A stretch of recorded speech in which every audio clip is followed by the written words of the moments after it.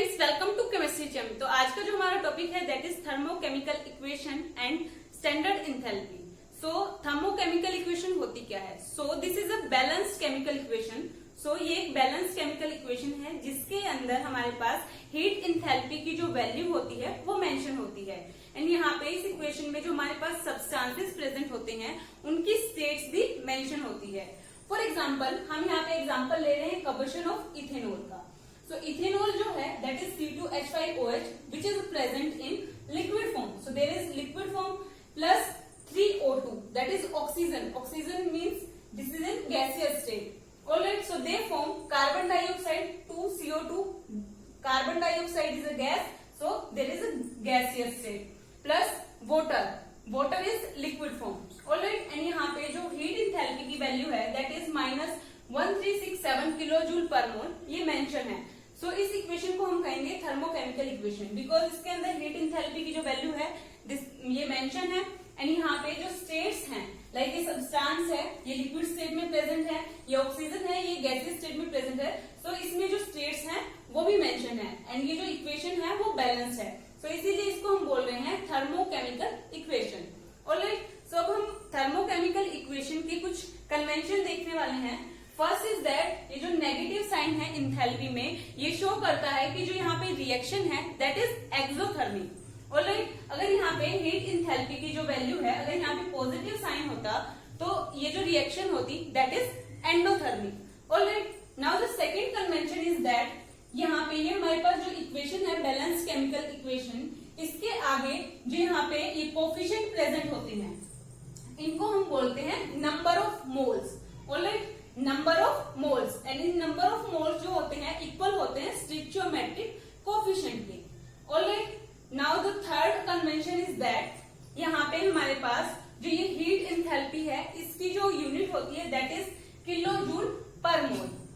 Alright, now fourth is that अगर यहाँ पे हम जो रिएक्शन है यहाँ पे हमारे पास जो इक्वेशन है अगर हम इसको रिवर्स कर देते हैं, ये जो रिएक्शन है इसको हमने रिवर्स कर दिया तो यहाँ पे जो डेल्टा एच की जो वैल्यू होगी वो भी यहाँ पे रिवर्स हो जाएगी। लाइक यहाँ पे पॉजिटिव थी सो ये नेगेटिव थी सो ये पॉजिटिव हो जाएगी इस तरीके से। Alright, now the fifth convention is that यहाँ पे जो एंथैल्पी है हमारे पास वो एक्सटेंसिव प्रॉपर्टी है, मतलब यहाँ पे ये मेजरेबल प्रॉपर्टी है।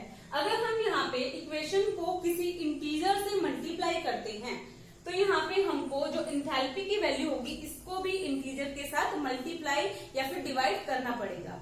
ऑलराइट, नाउ अब हम मूव करते हैं change in enthalpy, reaction enthalpy और change in enthalpy.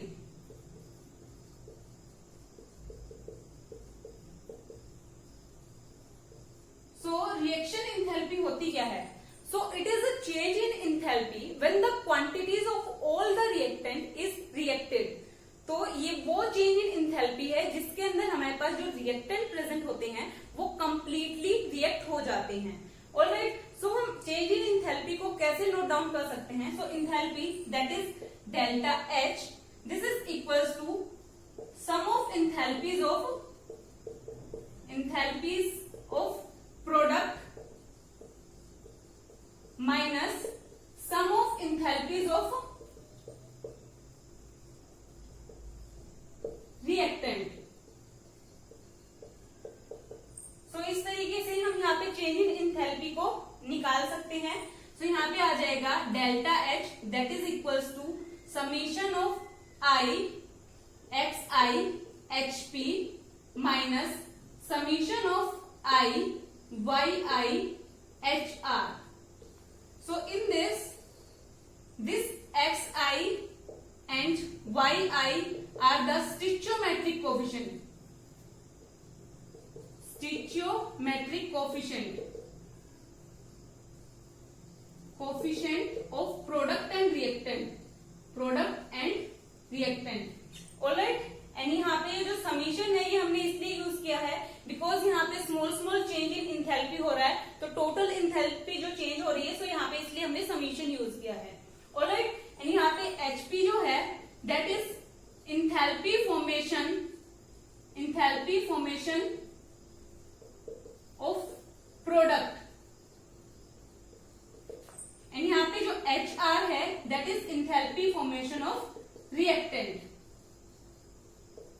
Alright, so इस तरीके से हम जो है चेंज इन इंथैल्पी को इजीली फाइंड आउट कर सकते हैं। नाउ अब हम स्टडी करते हैं कि यहाँ पे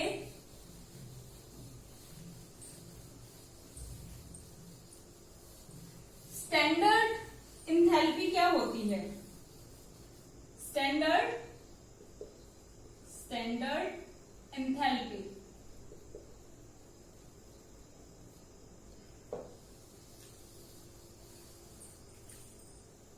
so it is a change in enthalpy when the quantities of a reactant change in terms of standard condition।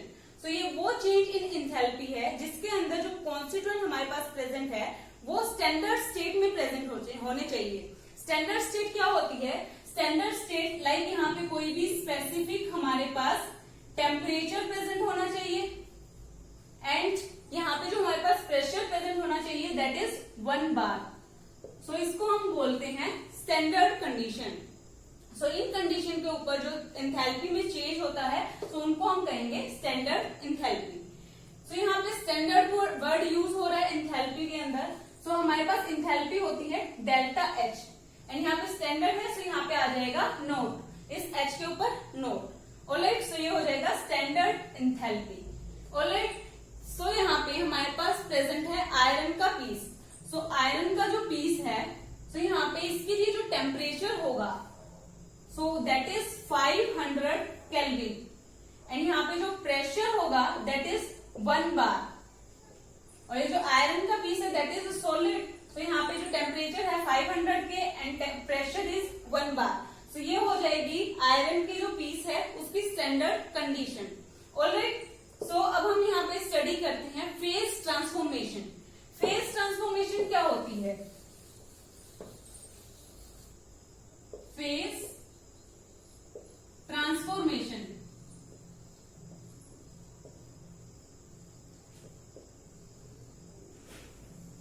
Like हमको यहाँ पे एनर्जी की रिक्वायरमेंट होती है जब हम यहाँ पे कोई भी सब्सटेंस जो है एक फेज से दूसरे फेज के अंदर कन्वर्ट करते हैं। लाइक फेज मतलब liquid, solid and gas. Alright, so यहाँ पे अगर हमारे पास प्रेजेंट है सॉलिड फॉर्म में कोई मेटल, सो इसको जब हम लिक्विड में कन्वर्ट करते हैं सो ये जो प्रोसेस होता है इसको हम बोलते हैं मेल्टिंग।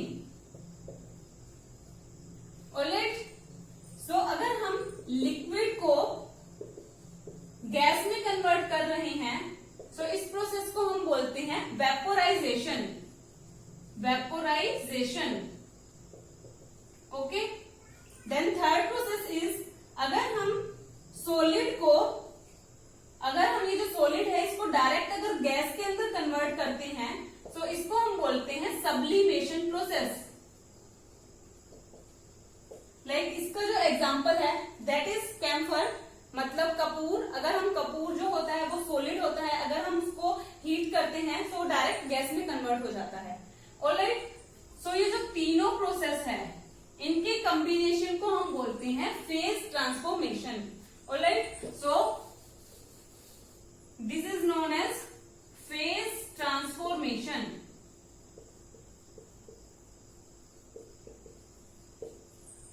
ऑलराइट, नाउ अब हम स्टडी करते हैं standard enthalpy of formation. Standard enthalpy of formation क्या होता है। इसके अंदर हमारे पास चेंज होता है एंथैल्पी के अंदर। So standard enthalpy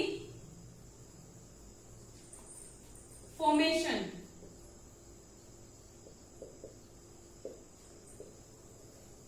standard enthalpy formation क्या होता है। This is change in enthalpy during any reaction in the formation of 1 mole of a substance by there constituent atoms in their standard condition. तो यहाँ पे हमारे पास ये वो चेंज इन एंथैल्पी है जिसके अंदर हमारे पास 1 मोल ऑफ कोई भी सब्सटेंस जो है वो फॉर्म होगा। 1 मोल ऑफ सब्सटेंस या 1 मोल ऑफ कंपाउंड जो है फॉर्म होगा bye their own constituent, bye there constituent. और इसके जो कॉन्स्टिट्यूएंट हैं वो स्टैंडर्ड कंडीशन में होने चाहिए, मतलब यहाँ पे जो प्रेशर है एंड जो टेम्परेचर है वो मेंटेन होना चाहिए, स्टैंडर्ड कंडीशन। ऑलराइट, सो ये क्या हुआ, this is 1 mole of a substance compound, ये 1 मोल ऑफ सब्सटेंस है जो फॉर्म हो रहा है, जो अपने ही कॉन्स्टिट्यूएंट से फॉर्म हो रहा है, एंड यहाँ पे जो स्टैंडर्ड कंडीशन एंड टेम्परेचर है वो भी मेंटेन होना चाहिए। लाइक यहाँ पे जो टेम्परेचर है that is 25 degree Celsius and यहाँ पे जो प्रेशर है दैट इज 1 बार। ऑलराइट, और जो यहाँ पे हमारे पास सब्सटेंसेस प्रेजेंट होते हैं स्टैंडर्ड कंडीशन के ऊपर, उसको हम अज्यूम करते हैं कि ये 0 है। Alright, so they are assume to be 0, these are assume to be 0। Alright, तो अब हमारे पास यहाँ पे चेंज इन एंथैल्पी प्रेजेंट है फॉर हाइड्रोजन मॉलिक्यूल। सो इसको हम किस तरीके से देखते हैं, सो यहाँ पे हो रहा है स्टैंडर्ड एंथैल्पी फॉर्मेशन। सो इसको हम कैसे राइट डाउन करेंगे, डेल्टा एच नॉट, इस तरीके से हम लिखते हैं स्टैंडर्ड एंथैल्पी को, देन यहाँ पे एफ आ जाएगा नीचे सबस्क्रिप्ट में, बिकॉज यहाँ पे फॉर्मेशन हो रहा है। ऑलराइट, सो यहाँ पे हमारे पास जो H2 प्रेजेंट होता है स्टैंडर्ड कंडीशन में वो गैसियस फॉर्म में प्रेजेंट होता है। ठीक है, तो इसको हम इस तरीके से राइट डाउन करते हैं। ऑलराइट, नाउ हमारे पास जो नाइट्रोजन होता है, सो डेल्टा H, नाइट्रोजन जो प्रेजेंट होता है N2 that is in gaseous state. Alright, and यहाँ पे हमारे पास जो है कार्बन प्रेजेंट होता है that is in graphite, graphite form में प्रेजेंट होता है, सो कार्बन। ऑलराइट, अगर हम यहाँ पे बात करें so delta F H not, carbon diamond की अगर हम बात करें, बिकॉज कार्बन जो है डायमंड फॉर्म में भी प्रेजेंट होता है, सो यहाँ पे डेल्टा एच एफ की जो वैल्यू होगी this is not equal to 0 and these are all equal to 0। Alright, like इसी तरीके से यहाँ पे डेल्टा एफ एच नोट की जो वैल्यू है फॉर सल्फर, सल्फर में अगर यहाँ पे हमारे पास कंपाउंड प्रेजेंट है ऑर्थोरोम्बिक, सो इसके लिए जो वैल्यू होगी दैट इज 0। बाकी अगर कोई सल्फर का अदर कंपाउंड प्रेजेंट है तो उसके लिए ये नॉन 0 होगी। ऑलराइट, सो अब हमको ये बोलते हैं कि फॉर्मेशन होता है H2O मॉलिक्यूल का, फॉर्मेशन ऑफ H2O मॉलिक्यूल। सो यहाँ पे हमारे पास H2O मॉलिक्यूल प्रेजेंट है, सो ये जो H2O मॉलिक्यूल है इसका फॉर्मेशन हो रहा है एट स्टैंडर्ड एंथैल्पी चेंज। सो यहाँ पे हमने बोला था 1 मोल हमारे पास कंपाउंड जो है फॉर्म होता है, सो ये होना चाहिए हमारे पास 1 मोल। तो यहाँ पे हमारे पास प्रेजेंट है वाटर, सो ये यहाँ पे 2 कॉन्स्टिट्यूएंट से मिलके बना है, first is hydrogen, second is oxygen. So यहाँ पे हम लिखेंगे हाइड्रोजन जो प्रेजेंट होता है that is in gaseous form, so यहाँ पे हम लिखेंगे H2 गैस, प्लस यहाँ पे ऑक्सीजन जो प्रेजेंट होता है, ऑक्सीजन भी यहाँ पे गैसियस फॉर्म में प्रेजेंट होता है, delta F H nought, oxygen is in gaseous state, this is equal to 0। So O2 भी हम ले लेंगे that is in gaseous state. So यहाँ पे हमारा वाटर तो फॉर्म हो गया, लेकिन यहाँ पे ये जो इक्वेशन है ये बैलेंस नहीं है। ऑलराइट, सो अब हम इसको बैलेंस करेंगे, लेकिन यहाँ पे हमारा 1 मोल ही रहना चाहिए। ऑलराइट, सो यहाँ पे हम क्या करेंगे, अगर हाफ O2 कर दें तो ये इक्वेशन जो है बैलेंस भी हो गई, एंड यहाँ पे चेंज इन एंथैल्पी जो है फॉर्मेशन हो रहा है 1 मोल का।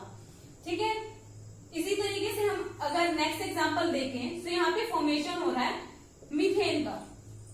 Alright, methane that is CH4, and यहाँ पे जो वाटर है लिक्विड फॉर्म में प्रेजेंट होता है, and methane that is gaseous form, so there is gas. So ये 2 कॉन्स्टिट्यूएंट से मिलके बना है कार्बन एंड हाइड्रोजन। सो यहाँ पे जो हमारे पास कार्बन प्रेजेंट होता है that is in graphite state.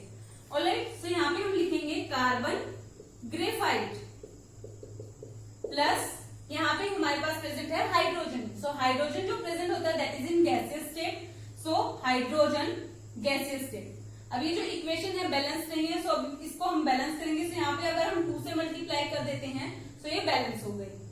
Alright, सो इसी तरीके से यहाँ पे फॉर्मेशन होता है C2H5OH that is ethanol.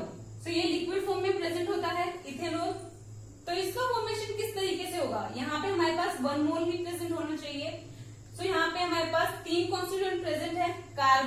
Hydrogen and oxygen. Alright, so यहाँ पे कार्बन जो प्रेजेंट होता है that is in graphite, so carbon graphite. Alright, plus hydrogen जो यहाँ पे प्रेजेंट है, सो यहाँ पे हाइड्रोजन प्रेजेंट होता है गैसियस स्टेट में, so plus hydrogen gaseous state, plus यहाँ पे हमारे पास प्रेजेंट है ऑक्सीजन, सो ऑक्सीजन जो प्रेजेंट होता है वो भी गैसियस स्टेट में प्रेजेंट होता है, सो O2 गैसियस स्टेट। ऑलराइट, अब हम क्या करेंगे, इस इक्वेशन को बैलेंस करेंगे। तो यहाँ पे हमारे पास कार्बन जो प्रेजेंट है दैट इज 2, सो यहाँ पे हम 2 से मल्टीप्लाई कर देंगे, एंड यहाँ पे हमारे पास हाइड्रोजन 2 है, एंड यहाँ पे 5 एंड 1 6, सो 6 है, सो यहाँ पे अगर हम 3 से मल्टीप्लाई कर देंगे सो हाइड्रोजन हो जाएंगे 6। ऑलराइट, तो यहाँ पे ऑक्सीजन है हमारे पास 1 एंड यहाँ पे है 2, सो अगर इसको हम हाफ कर दें तो ये जो इक्वेशन है ये बैलेंस हो गई। ओके, सो यहाँ पे एक क्वेश्चन भी पूछा जाता है कि यहाँ पे हमारे पास थर्मोडायनेमिकली कार्बन में कौन सी स्टेट जो है स्टेबल होती है। तो यहाँ पे वो जो ऑप्शन देते हैं, first option is carbon graphite and second option is carbon diamond. So क्या होता है कि जो कार्बन ग्रेफाइट है ये स्टेबल स्टेट है बिकॉज यहाँ पे ये स्टैंडर्ड कंडीशन को फॉलो कर रहा है, बट यहाँ पे डायमंड के लिए जो वैल्यू होती है नॉन जीरो होती है। ऑलराइट, लाइक इसी तरीके से हम एक और एग्जांपल देखते हैं, दैट इज यहाँ पे फॉर्मेशन हो रहा है HBr का। ऑलराइट, सो यहाँ पे अगर हम HBr की बात करें तो यहाँ पे delta H of formation of Br2 की फॉर्म में प्रेजेंट होता है, और ब्रोमीन जो होता है लिक्विड फॉर्म में प्रेजेंट होता है, so this is equal to 0। Alright, so यहाँ पे HBr का फॉर्मेशन हो रहा है, एंड यहाँ पे जो हमारे पास नंबर ऑफ मोल्स प्रेजेंट होना चाहिए 1, सो यहाँ पे दो कॉन्स्टिट्यूएंट प्रेजेंट है hydrogen and bromine, so hydrogen जो प्रेजेंट है that is H2 form. Alright, and H2 जो है गैसियस फॉर्म में प्रेजेंट है, प्लस यहाँ पे हमारे पास जो ये Br2 है, Br2 प्रेजेंट है that is in liquid state, so यहाँ पे हमारे पास ये केमिकल इक्वेशन आ गई। तो यहाँ पे अब ये जो इक्वेशन है बैलेंस नहीं है, यहाँ पे हाइड्रोजन 2 है एंड यहाँ पे 1 है, सो अब हम इसको हाफ कर देते हैं, और Br2 भी यहाँ पे 1 है एंड यहाँ पे 2 है, सो हाफ कर देते हैं, सो ये इक्वेशन जो है बैलेंस हो गई, and HBr that is solid. Alright, so इस तरीके से हम निकालते हैं standard enthalpy formation. Alright, hope ये आपको समझ आया होगा। Hit the like button, share with your friends and subscribe to my channel. Thank you so much.